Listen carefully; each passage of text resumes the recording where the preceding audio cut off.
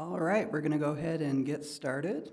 I call to order tonight's meeting of the Temecula Traffic Safety Commission at 6 o'clock, and we will begin with the flag salute led tonight by Commissioner Slusser. Can we all stand? Ready, begin.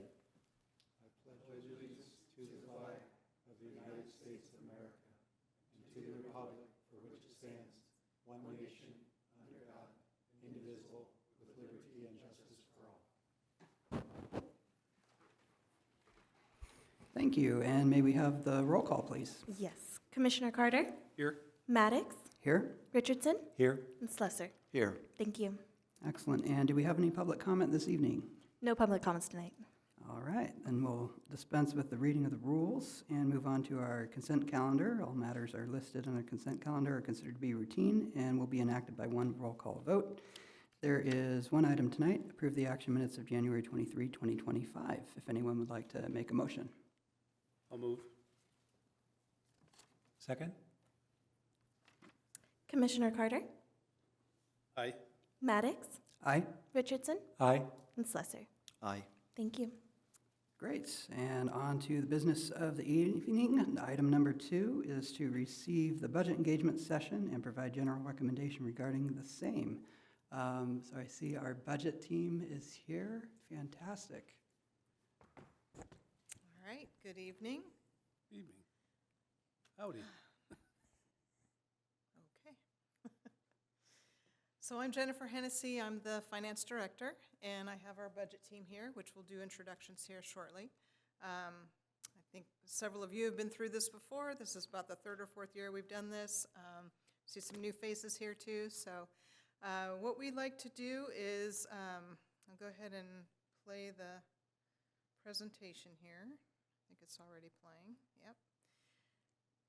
So this time of year, every year is the beginning of our budget cycle, and we go around to all the different boards and commissions, and we do a brief update on what our budget is looking like. We go over a few of the major funds. We touch on the CIP projects, and then we're going to give you also an update on the city's debt and liability paydown. And then we have a preview of an upcoming community satisfaction survey that's going to be going out to the community in the next few months. So that'll be fun at the end that we'll work through that, and we'll just jump right in. And if you have questions along the way, please just let me know. We'll go over that.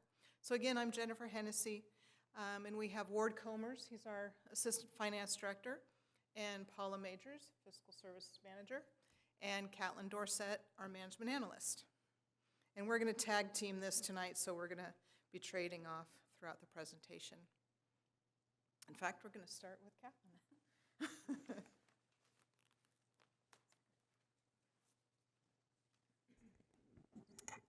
All right.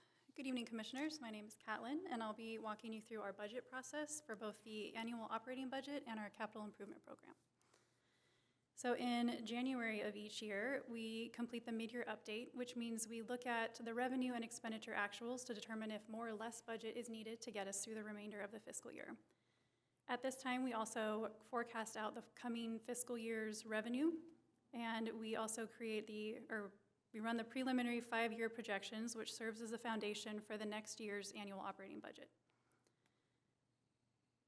In February, the departments will submit their requests for the coming fiscal year, and council will approve that mid-year update that we mentioned for January. In March, we hold our budget engagement sessions with the city commissions, much as we're doing this evening. And then the department meetings we have with each department to review their requests that they submitted for the fiscal year. In April, we start developing the proposed operating and capital budgets, and there'll be more on this development process in the coming slides. In May, we have our council budget workshop about mid-May to review the proposed budgets, and later in May, at the last meeting in May of this year, City Council will will adopt the final operating and capital budgets. And then lastly, in June, we distribute the adopted books, both physically and digitally. So a little bit more on the budget development process for the annual operating budget, also known as the AOB. First, we have our economic forecast. We create our revenue projections based on the economic forecast, local trends, consultant recommendations, and prior year carryovers, and we'll touch on this a little bit more in a later slide. Next, we have our personnel requests, so any department requesting additional staffing is built into our process, and then the operating and maintenance costs and capital outlay, which are all non-reoccurring purchases over $5,000. And then lastly, we'll incorporate the performance measures for each department, which all tie back to the QLMP, or Quality of Life Master Plan. The department narratives, which are for each department, their mission statement, the services they provide, their goals for the coming year, and their accomplishments for the past year. And lastly, the fiscal policies. All of this culminates in our annual operating budget, and you can see a photo there of our current year's adopted budget. For the CIP document, we start by identifying the available revenues, then update existing project cost projections and add in any new project requests that we've received from various departments. Second, each project is then linked to a core value within the QLMP, and any relevant operations and maintenance costs are added in, such as the personnel or maintenance costs for a new facility, if that were to be requested. And third, we ensure funding sources are identified for the first 3 years of the project. The CIP document is a 5-year projection, wherein the first year is adopted, but the next 4 years are planned out. And then add in the supporting documentation, such as future projects that are on our radar, the index, et cetera, and that becomes our capital improvement program budget. And again, there's a photo there of our current year's adopted budget. And with that, I'm going to kick it over to Ward Commerce to go over our mid-year projections. Thank you.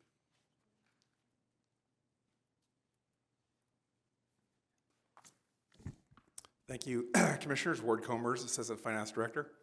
I'm surviving on cold medicine right now, so if my voice dies out or if I fall on the floor, just leave me there. All right, here we go. Hard to believe it's been a year since we were here last time. As Catlin mentioned, an important part of the budget preparation process is looking forward and considering the economic outlook. So just kind of what we're looking at this year is the national outlook, considering a GDP growth dipping from 2.8 to 2.1%, unemployment rising from 4 to 4.4%. Inflation is falling, or so some people say. Sure doesn't feel like it if you go to Denny's and get an egg and pay extra, but the inflation is sticky, so it's not really coming down as fast as people would hope. If you've paid attention to the news lately, there's been recent reports about consumer sentiment falling, and so that's giving us kind of an uncertain outlook for the next coming year. And then consumers are getting more and more worried about inflation. In terms of California, we use an outlook by Beacon Economics, very similar to the national outlook. The economy is showing resilience, but there's challenges looming. They're expecting state GDP to be about 2.2% next year, and state unemployment to remain steady at 5.1%. So these economic outlook figures go into our budget assumptions. Part of that is our statewide sales forecast. So we've had 2 down years in a row of sales tax, negative 1.3% and a negative 0.8%. The forecast is currently 2.6% growth for 25-26. We're assuming 2.5% for the budget. Property tax is going along pretty well. Forecast is for 4.58% growth in taxable value and 4.37% growth in property tax in lieu of VLF. We're assuming 4% for our budget. Gas taxes, the forecast comes from the California League of Cities, and they're forecasting 1.9% growth for gas taxes. Building and development, right now we've got a 0% growth plugged in for that. Very conservative on that. And then for personnel, we have a 2.3% cost of living adjustment assumed for the budget. That is contractually obligated with our MOUs with the union. Just briefly going over the 24-25 mid-year budget projections. This went to City Council on the 11th, and just kind of hitting the top revenue items here. Sales tax is down 1%. Property tax is up about 3.4%. Property tax in lieu of VLF is up 5%. Franchise fees is up 5%. And TOT is down 11.4%. If you look at the chart, you'll see that the revenues are the green line and the expenditures are the blue bars. And so you want to see the green line above the blue bars. That means we're taking in more revenue than we're expending. And we've had a history of maintaining positive balance, and our forecast is showing the same. So we're in good shape revenue expenditure-wise. Switching over to the expenditure side, again, public safety, if you look at police and fire, that's about, if you do the math there, 53% of the city's budget. And then admin, public works, are major shares. As part of the mid-year budget cycle, we had adjustments, expenditure adjustments of an increase of $2 million. That was for new employees to do fire inspections and purchase some vehicles. They're also going to generate revenue as part of their increased fire inspections. And then we've had increases in insurance and workers' compensation reserve. So just like in your personal finances, insurance is going up quite a bit. In terms of the general fund balance, the trend is good. We are above our desired reserves. So we've got $20 million in reserve for economic uncertainty, $5 million in secondary reserve, and then $900,000 and $12 million in available fund balance. So a total of $38 million. So we're in very good shape there. And I'm going to keep going. My voice is holding up. So switching over to the Measure S budget projections. So just a reminder that Measure S is the 1-cent sales tax that was approved by the voters in 2016. Revenue and expenditures are accounted for in a separate fund for transparency's sake. As part of the item that was approved by the voters, the City Council created guidelines for how the Measure S funds are expended, and they've prioritized the spending for public safety, asset management, capital improvements, and community services. So what the table shows is our revenue and then the expenditures for each of those categories, and then the dark blue bar at the bottom gives you the fund balance.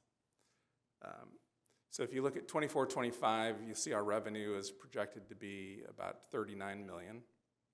We're spending, for Measure S revenue, we're spending about $10 million on public safety, $4.5 million for asset management, $43 million in capital improvements. Now, that's a big number, but that's rolling over from year to year. So previously appropriated projects that are ongoing, that money carries forward. So that's why you see $43 million there. And then we've got $17 million program for community services. So in total, we've got about $75 million this year in expenditures.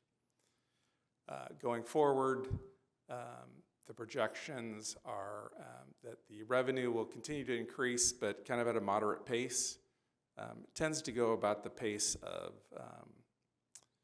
inflation, believe it or not. And then public safety spending is increasing in the future. as is community services. So the expenditures will continue to go up, and fund balance we're projecting to go down over the next several years. A little more detail about this year. Measure S revenue is down 1.5% or 1.5 million, but that's been offset by some higher interest earnings of 1.1 million.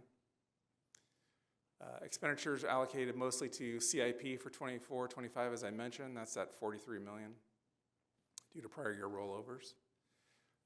And by 28-29, if you look at the chart to the far right, there you can see that Measure S funding, the allocation of Measure S funding going to CIP projects is reduced quite a bit, and the majority of Measure S funding is going to public safety and community services. And so there will be less and less funding available for CIP projects for Measure S. And continuing on, for TCSD specifically, TCSD is a separate fund that accounts for the activities, events, and programs offered by the Temecula Community Services District, or TCSD. The primary funding sources are program revenues, so that's what they charge for classes and things like that. Measure C, which is the parcel tax, and then Measure S, as we discussed. The 24-25 budget is about $21.2 million, and that's spread across 13 divisions. And those 13 divisions are depicted in the chart on the slide there. And so you can see the makeup of each of those divisions and how much of that budget is. And now I'm going to turn it over to Paula to go over the CIP. Thank you, Ward.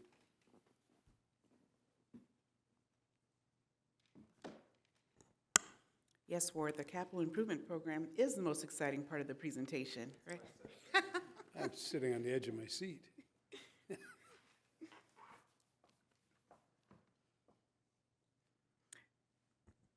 Good evening, Commissioners. My name is Paula Majors, and I am the Fiscal Services Manager for the City of Temecula. The Capital Improvement Program is a comprehensive 5-year plan that addresses the capital needs of the city.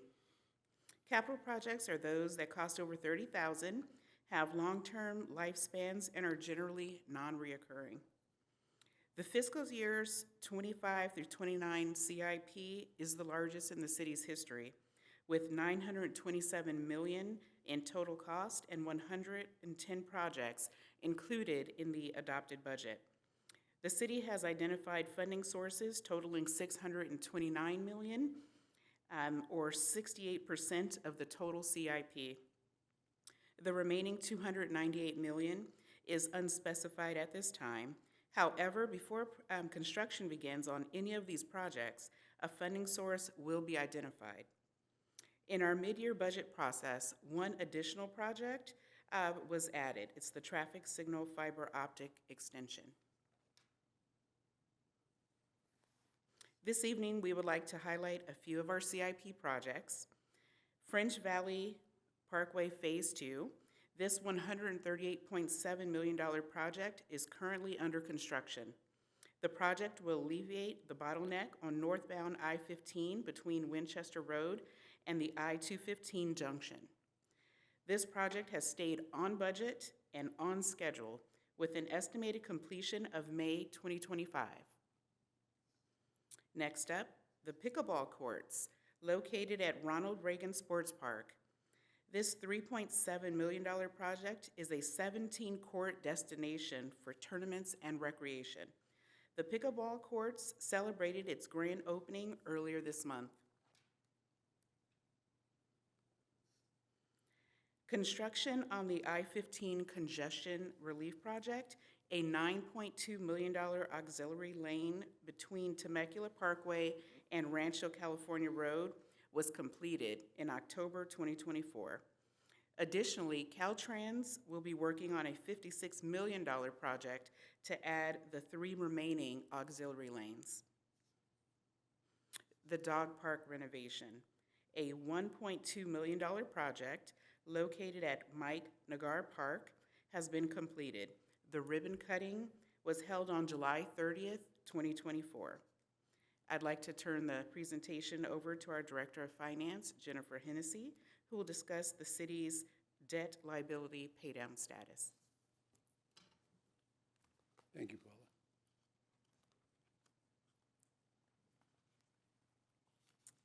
Thanks, Paula. So back in December of '22, the council adopted our debt and liability paydown strategy. And the goal of this strategy, or it's really now a policy, was to become debt-free within 7 years. So at the time, we had some debt or, outstanding loans on this building and the MRC, the Margarita Rec Center. We also have what was called an OPEB liability, which is other post-employment benefits, commonly called retiree health, and then our CalPERS pension liability. When we adopted this, we had available funding sitting in our general fund balance, as well as we had been setting aside monies in a third-party trust held by a company called PARS. And between those two funding sources, between utilizing the funds in our trust at PARS and our available fund balance, we built a plan where over the next 7 years, we would accelerate our payments to CalPERS and to the funding sources for the loans to become debt-free by the year 28, 29. And I'm proud to report that we are still on track for that. To date, we have paid off the Civic Center loan, the Margarita Rec Center loan, our OPEB liability. We're fully funded for those that are eligible for retiree health. And we've paid nearly $30 million towards our unfunded liability for our pension. We still have 4 or 5 more years to go, but we're on track. And the result of paying all this off early is not only saving the annual payment that we would make each year out of our operating budget, but that bottom line that's highlighted in green there is the interest savings.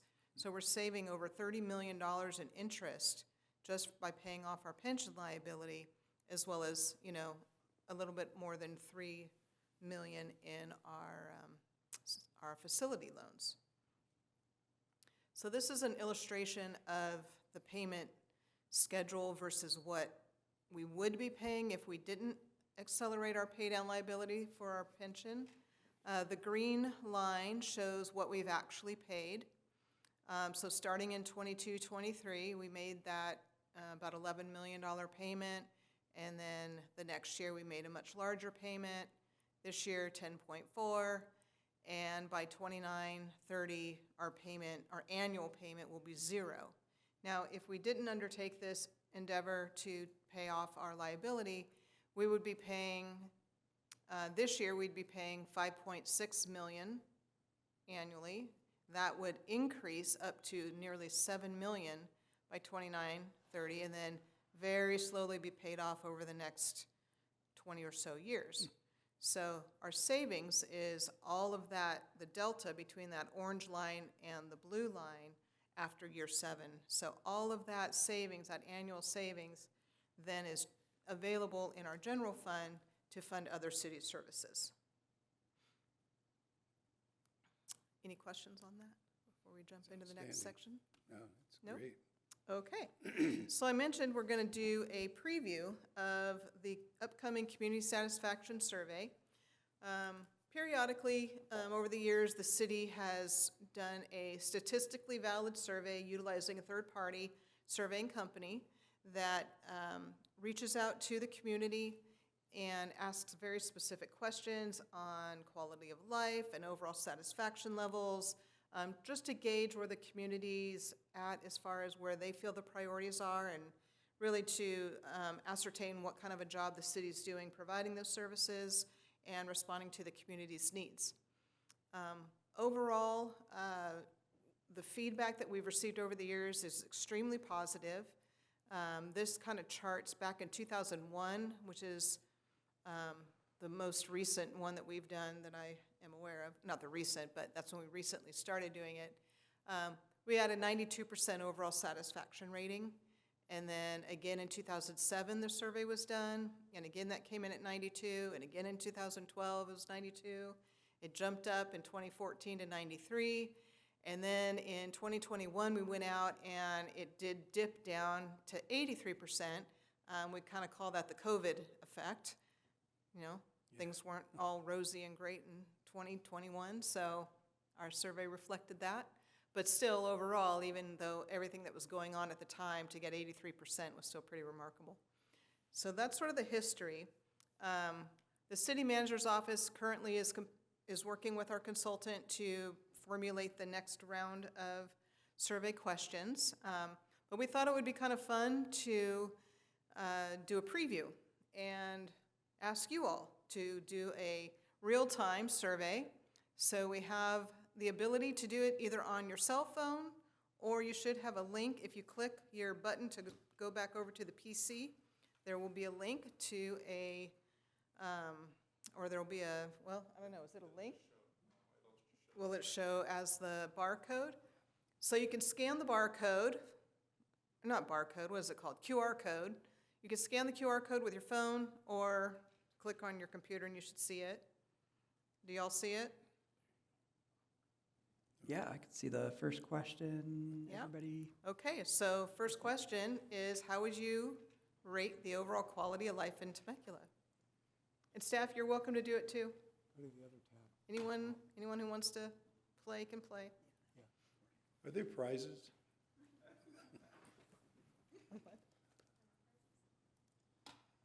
No.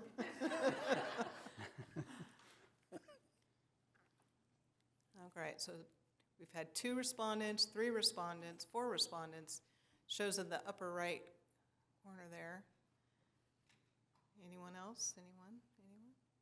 All right, well, looks like it's unanimous that it's excellent. Very good.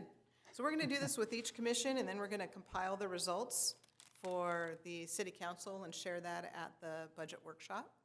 So question number 2, generally speaking, are you satisfied or dissatisfied with the job the city is doing providing these services? All right. Wow, okay, so far so good. Next question. What are the names of 1 or 2 stores that you would like to see come to Temecula? And you just type them in. Just, yep.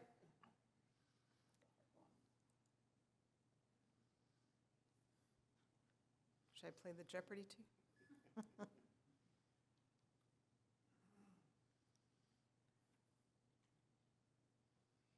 Can't think of anything I leave town to get. Yeah. What else do we need, huh? The last time, the 21 had Trader Joe's and Whole Trader Joe's Foods. just moved That came up last time. Didn't Oh, move over. REI, that'd be good. in Marietta now. It's Pro Not Shop. here anymore. I don't know. Still on Winchester? Electronics store. Yeah, our IT guy wanted Circuit City back. Nice.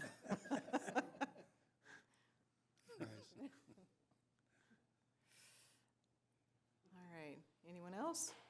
I can't think of anything.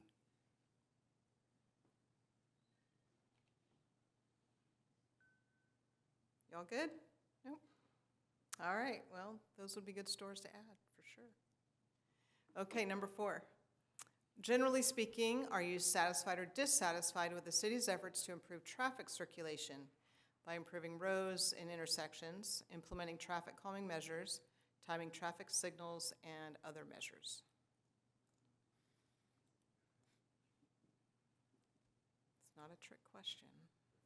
careful, careful. It is the traffic commission, so, yeah. Yeah.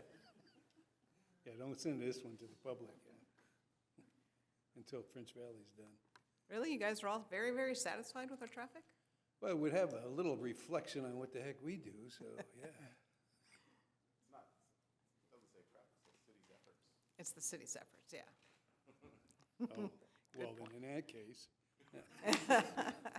Okay, so what are one or two things that you like most about living in the city of Temecula?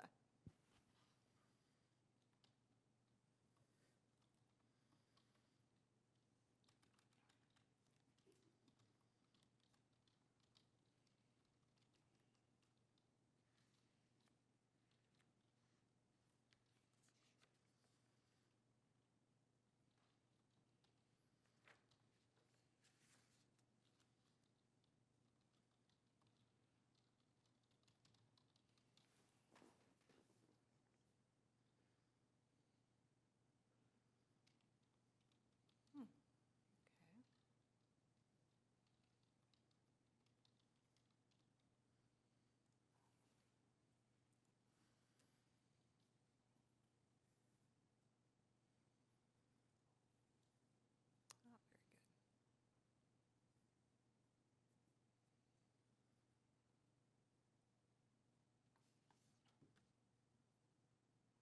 All right. Everyone done? Very good.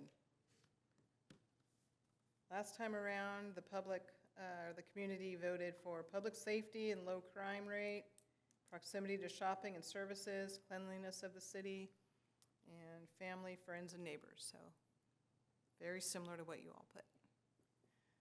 Okay, so what are one or two things you like least about living in the city of Temecula?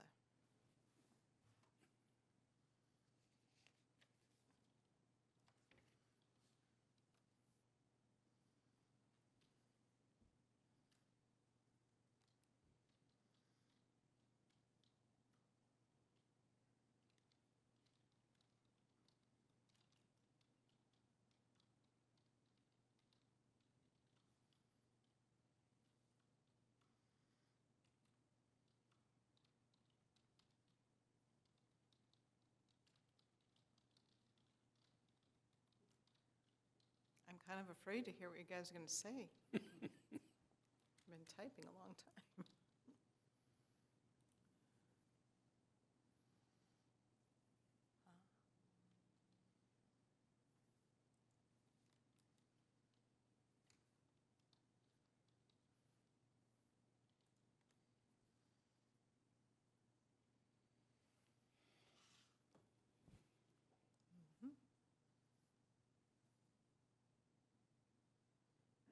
All right.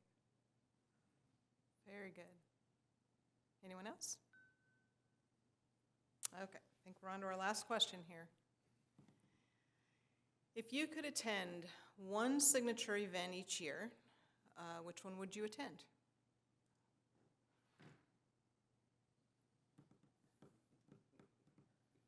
We're going to get all of them, aren't we?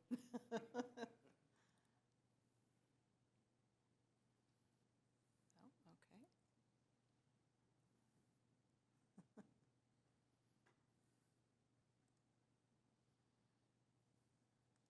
All right. I won't let you put all of them. Nope, still going.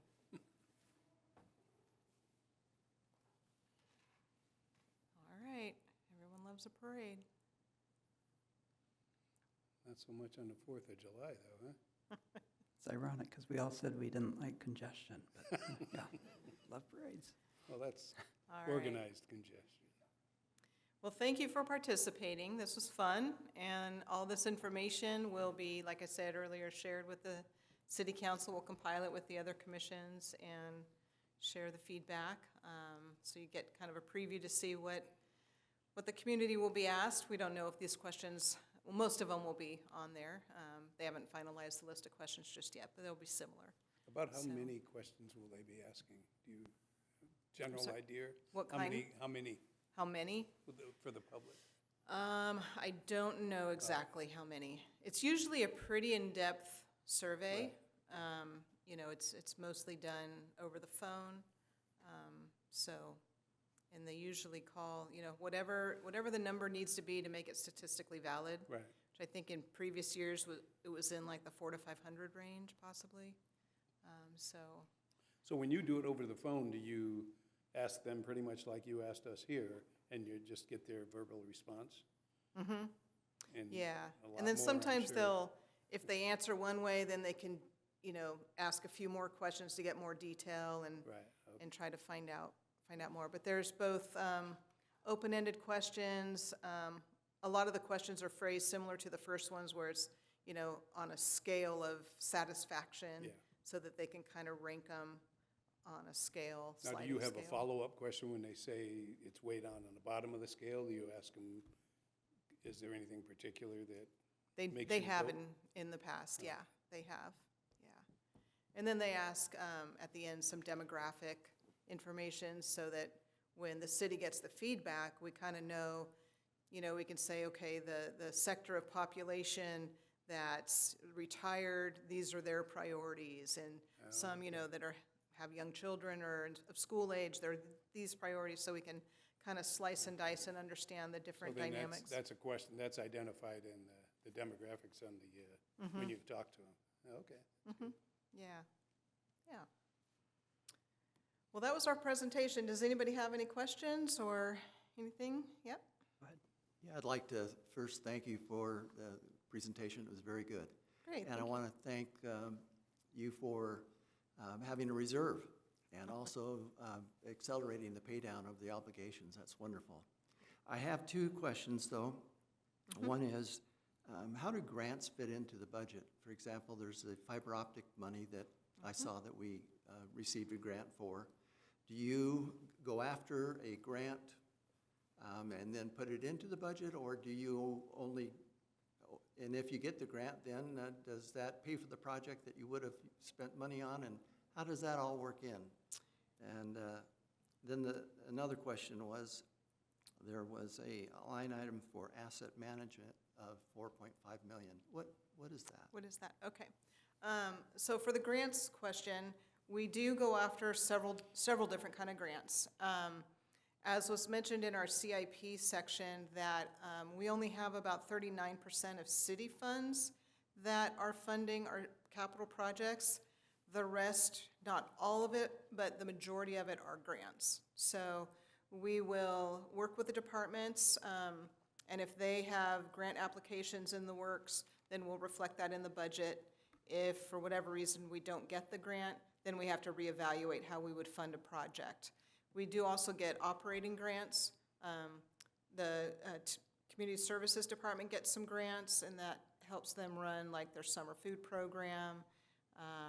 Try to think of some others. Sometimes we get grants for emergency management purposes, and those would all be reflected in our operating budget. So we actually have quite a few grants that the city gets every year. And then as far as on the debt paid, or the Measure S, the asset management, so what that is a program where we set aside monies to build up a reserve so that we have enough monies to replenish our assets when they end their useful life. So for example, we have fleet. So we have all the city vehicles. And so if we buy a vehicle, we're going to replace it in 10 years. We're going to take 1/10 of that and save it each year so that in 10 years, we have enough money to buy the replacement. And the reason we want to do that is if you didn't do that, you'd have to take it out of the general fund to buy those new assets, and that would just take money away from public safety and public works and all of that. So we set aside those funds and we build up reserves, and they earn interest so that the money's there to replace the assets when need be. Thank you.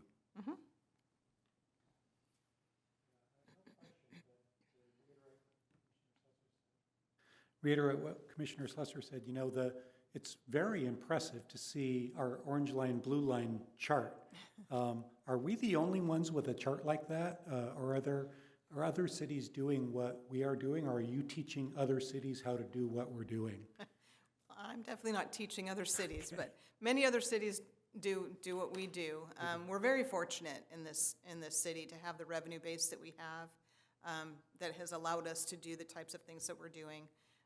The debt pay down is pretty aggressive. Not many cities can do that.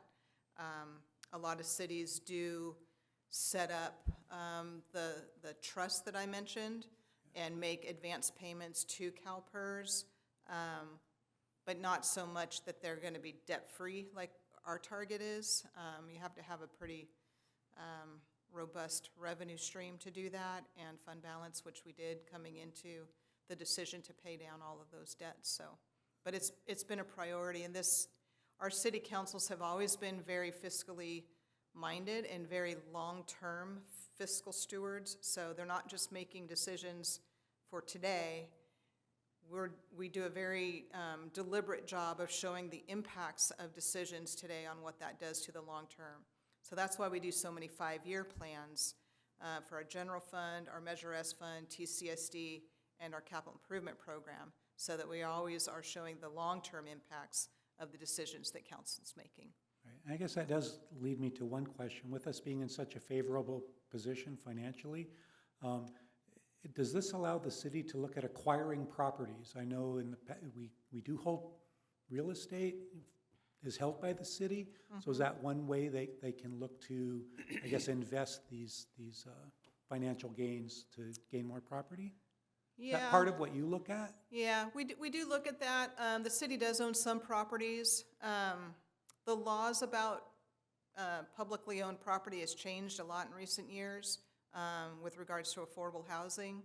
So we're not really in the property acquisition business too often, but we still hold on to parcels that we've held for a number of years that we're either looking to have an affordable housing development, bid on that and start a project on that.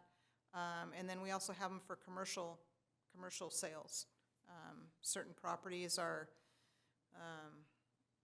they would be ripe for a great, commercial endeavor if somebody comes in and wants to buy it. Yeah. Just briefly, just commend you and your staff for, this isn't the first year, you guys are always doing it. Thank you. But to be as aggressive as you are and to keep us where we are financially is outstanding. So that's why it makes it such a nice place to live. Yeah. So thanks to all you guys. Thank you. Thank you. Yeah, I just would echo some of the comments of my other colleagues here about the debt pay down strategy.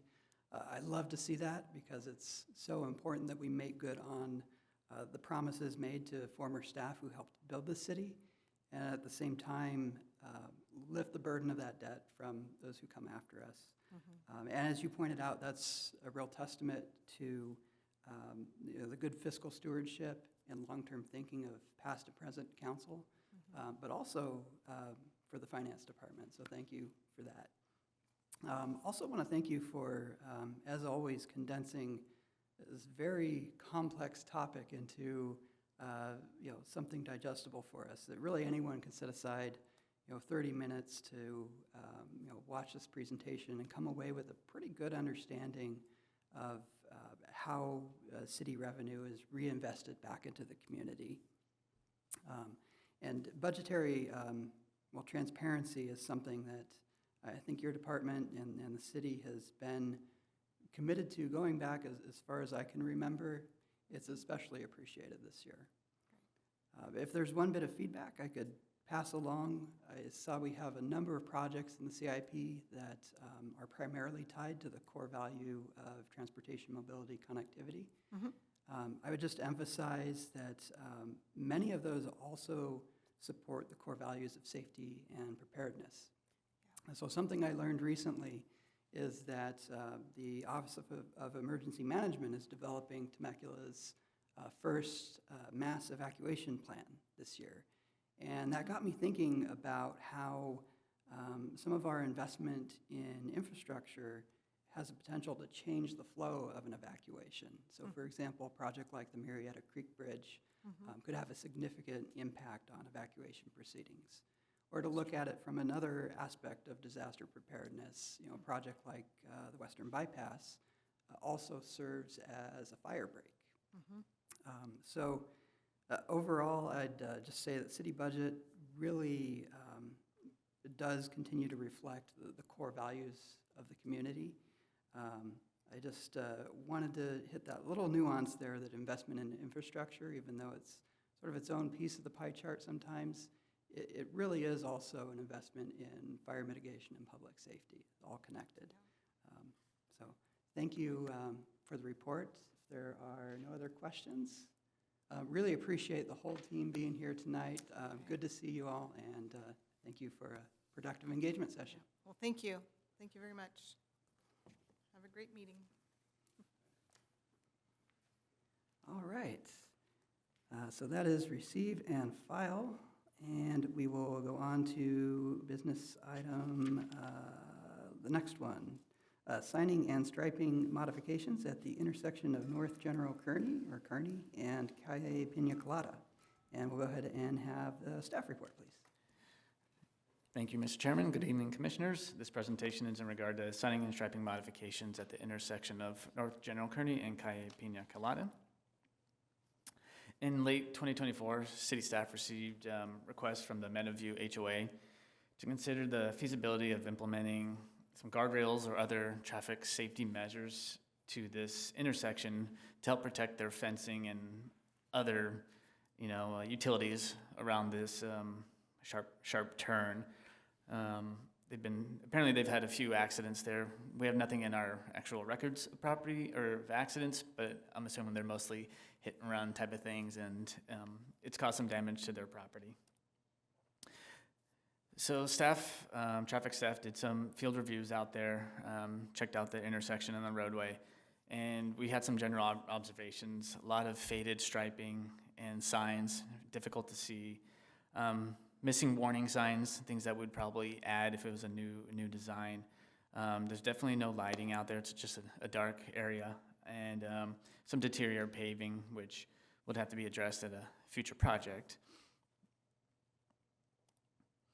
So we came up with the proposed design, and the design we went with, it was to make improvements that are gonna help to prevent cars from running off the road, as opposed to installing a guardrail, which doesn't stop anyone from running off the road. It actually creates more of a safety hazard. It creates a blunt object. So we decided, hey, this is more of a signing and striping fix, and we think this is gonna actually fix the issues here. So our idea here is to do what we actually did at Butterfield State Roads and Marietta Hot Springs. Same type of situation. You got cars coming through, and we really put a lot of signs and striping, and you can't miss it. And since we've done that there, we haven't had an accident that I'm aware of. And so what we're thinking about doing here is putting some delineators down the center of the roadway there, putting some chevrons for cars going northbound on Calle Pina Colada off the roadway there to kind of guide them, saying there's a sharp turn there, and just generally refresh the striping around there and make sure that it's all reflective and should stand out much more. And with that, staff's recommendation is for the commission to receive and file this report and open it up to any questions. Okay, any questions starting on that side? I just have a quick one. What's the daily vehicle on that? Because I drove in, I know when they're picking up school, they're cutting through, but is there? I did not check the volumes in it, but I can't imagine it's Right. very high. It's Yeah. it's fairly low volume there. Thanks. Okay, questions that way? Yeah, go ahead. Yeah, I appreciate the comment you made about not using K-rail or something like that, because it could be more detrimental than what we're trying to, so I appreciate what you're doing. Absolutely. A couple questions. You mentioned kind of doing something similar to Butterfield Stage and Marietta Hot Springs. I didn't see it in the design, but wanted to ask about if there's any plan to use like a pavement marking, like a turn ahead. I think those are at Butterfield Stage. I'm not sure if it'd be applicable to here. That's some of the warning signs that we noticed weren't out there that we want to have put up. I'm not sure if we threw it on that, but we're still working on the design on that, but that's one thing we definitely wanted to add. Excellent. The other thing that I had read about, and it was hard to find conclusive research on this and whether it would be applicable to this type of road, but I was curious about high-friction surface treatment and whether that would be effective at preventing some of the roadway departures we're seeing. Yeah, that's, high-friction pavement is something that would work in this section here. I know that can be fairly expensive, but I actually know there's grants where you can actually go for that and win it and use it in areas which, we have a lot of locations, that's maybe something we can look into in the future. Okay, and that's maybe something where we can, do the recommendation here and go and remeasure and see if it's doing its job. Maybe if we need to come back for more, calming measures, we could look at that. It's probably gonna be dependent more on the Meadowview HOA feedback, since Oh, like I I said, see. we haven't seen any accident reports there. Oh, yeah. Mhm. But hopefully this will fix that issue. Okay, great. Any other comments? All right. In that case, I would move the recommendation as written.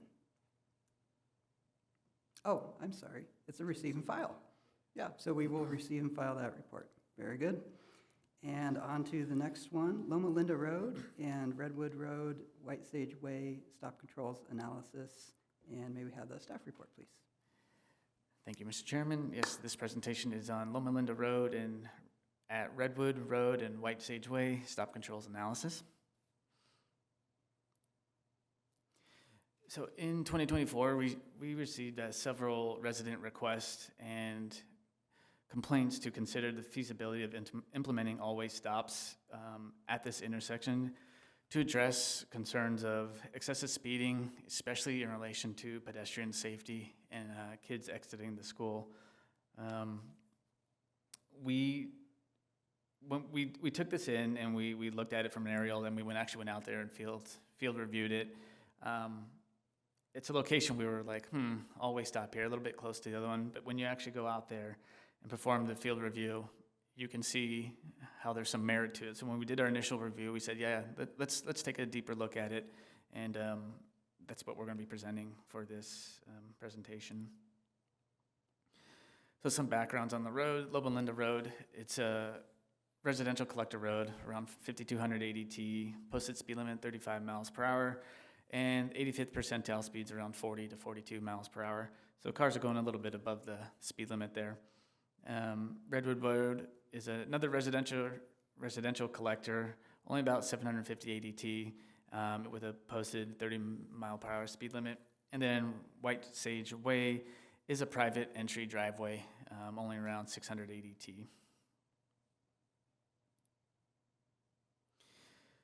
So to determine if an all-way stop was justified, we performed the field reviews and then also collected vehicle traffic data at the intersection and volumes. The data included intersection volumes, review of collision history, and also evaluation of sight distance and other criterias. So we collected 3 months worth of data using streetlight data to get our volumes. We collected over a 3-month period in January and March of 2023. We reviewed 3 years of accident data there and found that there were no accidents. And we used all this data to run the multi-way stop warrant analysis. So the multi-way stop warrant analysis policy requires review of 3 warrants that must all be satisfied to justify stop signs. These are all qualitative based, and this is minimum traffic volumes, collision history, and then other roadway characteristics. We only met the minimum traffic volumes. We did not meet the other ones, so the all-way stops are not justified based on this qualitative data. However, the policy does provide flexibility for us to consider other criteria. The criteria includes visibility, line of sight, and then these other ones in red at the bottom right. We'll get into on another slide, but we'll move on to the line of sight. The sight distance, it passed. There was plenty of clear line of sight there on whether you're on the White Sage Way or Redwood, looking in either direction along Loma Linda. There was no visibility issues. However, when you go during school drop-off or pickup, cars park along the roadway on the direction here on the Loma Linda on the school side there. And as you watch that, you notice that that is a real safety issue, especially when kids are let out of school. They're crossing Loma Linda at an uncontrolled area. You got parents confused in the roadway. It's kind of a hectic scene for about 30 minutes. So when you witness something like that, you really need to think about other criteria on why we would want to put a stop sign there. And so that's how we're going to be justifying the stop sign is these other items we consider. The need to control left turn conflicts. Does it appear on a suggested school route? And obviously it does, it's right next to the school. Vehicle ped conflicts at schools. This is clearly what we saw out there. There's no controlled crosswalk within 600 feet. There's the always stop around 700 feet away. It's, unfortunately, it doesn't seem like that one's used as much for the kids because I think the school actually lets out closer to the other intersection, so kids would have to walk backwards to go across Loma Linda. And if you know most kids are not gonna do that. They're gonna do the easiest thing possible to get across where they wanna go. And then is this multi-way stop compatible with the circulation needs of this area? And we tend to think, yes, it's a residential area, adding stop signs here. Albeit may not be the best for the operations of Loma Linda Road. We think the safety factors far outweigh what, not damage, but hurting the operations of that road would do. We don't think it'd be too grave of an issue. So we developed a proposed concept of what the all-way stop would look like. We think we'll put some striped crosswalks all the way around the intersection. There's curb ramps everywhere. And with that, staff's recommendation for the commission is to recommend the city council adopt a resolution establishing multi-way stop controls at the intersection of Loma Linda Road and Redwood/White Sage Way. And that concludes the presentation. I can open up to questions. All right, thank you very much, and we'll start on that end. If any questions, comments? Yeah, thank you for your presentation. I always worry about unintended consequences of what could happen.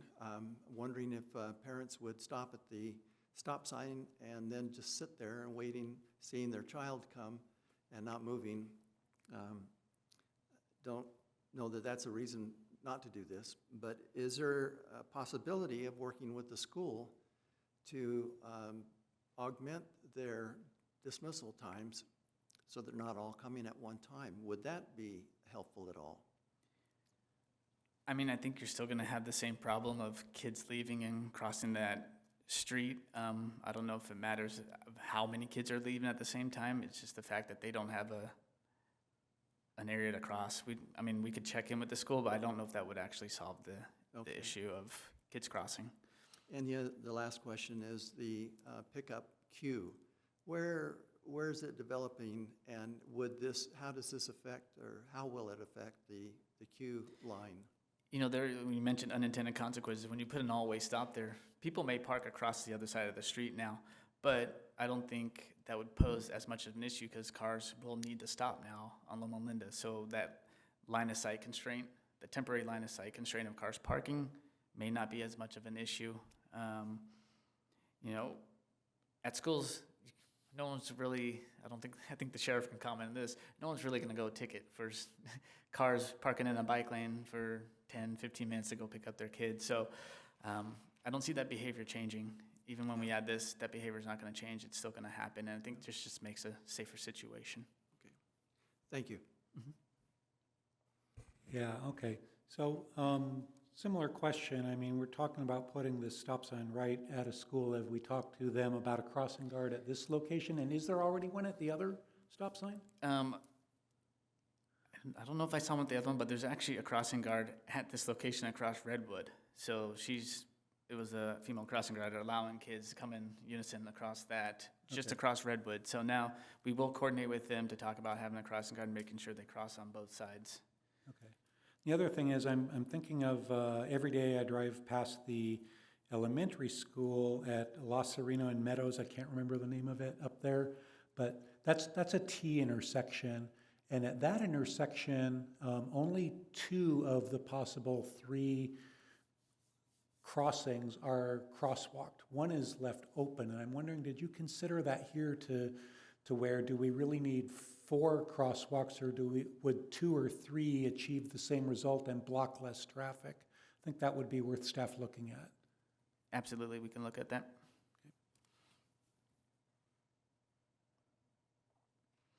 Yeah, oh, go ahead.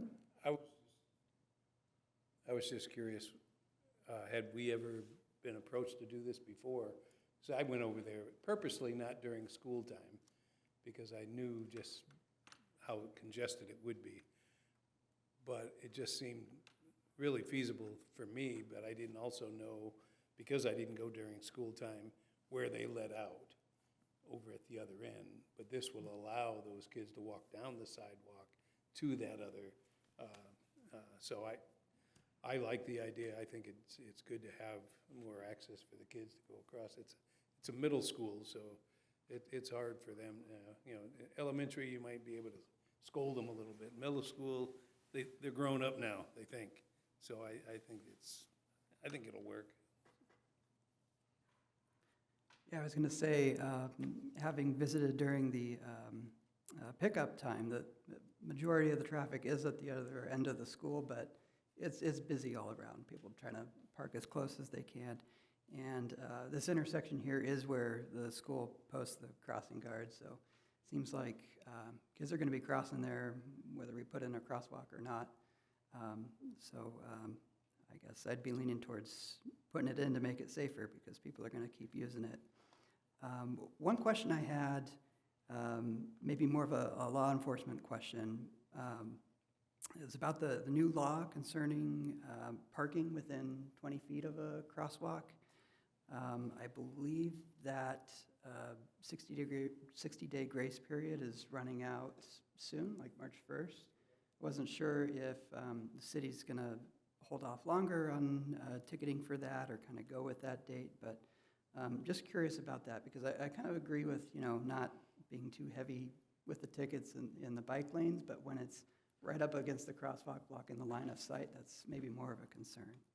I think probably for now, we would take a more warning and education stance on that.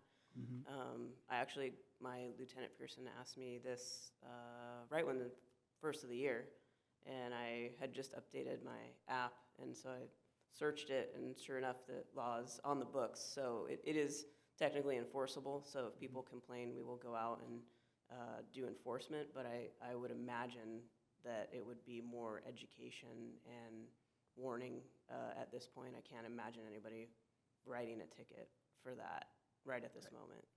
Excellent. Okay, perfect. That's the answer I wanted to hear. So thank you for that. Yeah. Other than that, any other comments before we? So to that point, I mean, with the new law that is enforceable and becoming more enforceable, perhaps, does the city have a plan, or could we paint red curbs to denote that don't park within this close to a crosswalk, especially at critical locations near schools? I don't expect us to do it everywhere in the city, but we could pick and choose places where that would really help line of sight for vehicles during school peak hours. Yeah, we've internally kind of talked about how we should approach this. I definitely agree around crosswalks. We need to consider that. I believe the law says too, every driveway, I think it says driveway and crosswalks. It's a major feat to go and do that, but I think if we focus it on very specific locations with crosswalks, I think that makes sense.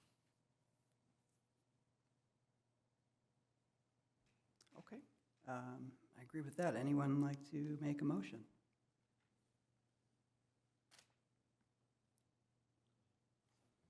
I'll move that we advance this to City Council as presented. Good job, staff. I second. Commissioner Carter? Aye. Maddox? Aye. Richardson? Aye. And Slesser? Aye. Thank you. Excellent. Thank you all. And on to our division reports, and we will start with the police chief's report, please. I have a slide, All right. or I should.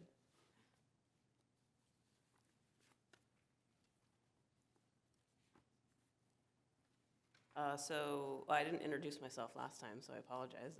Deputy Ott, I do collision and DUI enforcement for the city of Temecula, and I'm on the traffic team. So this is just stats for January of this year. We had a total of just over 900 hazardous citations and about 146 non-hazardous citations for a total of just over 1,900 citations for this month. We had 3 traffic enforcement operations, and about 15 citations were issued during those. The next slide, we have DUI arrests. Year-to-date for this year is 23, and I can't imagine we had 366 arrests for January of last year, but I guess that's for the total year last year, 366. So I'm not sure if we're on track to meet that, but 23 seems like a fair amount for January. I mean, I know I had above average. I think I had 5 arrests for January, which is pretty high for me. And then, like I said, we had the 3 traffic enforcement operations. Last slide, we're up as far as from last month or in December for hazardous citations issued. And then for collisions, we're actually down total collisions, and then down total DUI arrests, which does kind of go hand in hand, so not surprising there. Does anyone have any questions? Yeah, I've got a question. Somebody gets pulled over for a DUI. Is the place where they receive their alcohol ever listed or made note of? It's made note in the report, and then the district attorney's office goes about contacting ABC. And then depending on what their blood alcohol content is, how high it is or low it is, they'll go about contacting that business. And if we have repeat, obviously, if everybody's coming from a certain place, then that's also noted. Excellent, thank you. Just one question. I see the cell phone sites continue to creep up, and I know you don't report here the demographics, but is that younger, older, or top to bottom, everyone's doing it? I think everyone is doing it, just in my enforcement coming across, but a lot of kids are doing it too. So I would say if I had to estimate, it's probably more kids than not. Okay, because there's the opportunity to get in the schools and send the message harder in the schools, because I don't like to see that number go up. And No, we don't like to see it either. yeah, very good. Thank you for that. Just one question on the electric bike training and all that stuff. You guys, that's ongoing now? Yes, yeah. Deputy Opus, who's actually my partner, he goes around to schools and puts on, I think we talked about it last meeting, and I relayed to them that the videos were very impactful for everyone. So I think the Sergeant Pratt's look on his face he was kind of shocked by that. But it's, you see, I think that kids mostly, they ride around, they don't see any consequences of what they're doing. I mean, we just had one yesterday where in the parking lot of the Taco Bell down on, I think it was Temecula Parkway. No, it just rode out right in the middle of just car was driving and totally nailed her. And yeah, I mean, she's okay, but I just think kids aren't in that mindset of this is dangerous and we should be watching for cars on the road and we're just gonna drive however we want. So, but we do have, tomorrow, we do have a e-bike and e-motorcycle targeted enforcement somewhere in the city. Can't say where. Oh, I'm sure they're going there. It's okay, I don't think they watch our meetings, but. No, probably not. It'll be on Temecula talking. Yeah. All righty, thank you very much for the report. And we will go on to California Highway Patrol report, please. Hello, Alex Antillon, Temecula CHP. Thanks for having me, Commissioners. So education and enforcement continues with the California Highway Patrol in Temecula. Our enforcement stats for the quarter to date, let's see. So citation counts, the total is 1,773 tickets issued, 877 for speeding violations, 665 total warnings. Our enforcement contacts are at 3,038 total enforcement contacts. That's for January and February that is about to close. Motorist services are at 551. Motorist services, DWIRS or DUIRS are at 95. DUIRS out of PCF collisions, 21. Our fatal collisions are at 4, injury collisions 130, property damage collisions 156, total collisions 286. Our educational programs continue to roll, child safety seat installations as needed at the area. Start Smart, Age Well, Drive Smart programs continue on a quarterly basis or as needed. Our senior volunteer program we're very proud of. They continue to make an impact in our community. And I really love the job that they do. And our Explorer program is about to get up and running. So if you know any teenagers who are interested in a future in law enforcement, send them our way because we're getting it going. Thank you very much. Excellent. Any questions? All right, thank you for the report.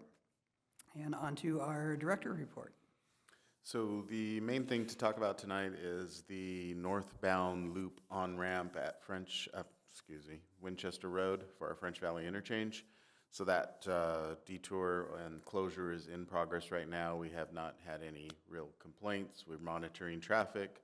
The biggest probably impact is coming from the business park, heading eastbound. That traffic, instead of getting on the northbound 15, has to go up Jefferson, so up to Myriad Hot Springs. So other than that, not much else happening from the Public Works Department other than our projects keep on going. So Great. I saw the stop signs were already in at La Serena. And yeah, that was quick. we were talking about that before the meeting. Yeah, that work order went pretty fast. So Wow, yeah. already done. Took me by surprise. All right. Very good. And any questions on that? All right. And we'll also receive and file our fire department report. And on to commissioner reports. Anything from commissioners? I would just like to compliment Commissioner Maddox for the heartfelt and sincere and sensitive way that you reported on the death of Brad. My first impression was that here's a group of people who love each other and serve each other, and I'm grateful that you are our leader. Thank you. Thank you for that. That's appreciated. All right. Anybody? No, yeah. How do you adopt that? Okay, that seems like a good place to leave it. So we will adjourn until our next meeting to be held on March 27th, 2025. Until then.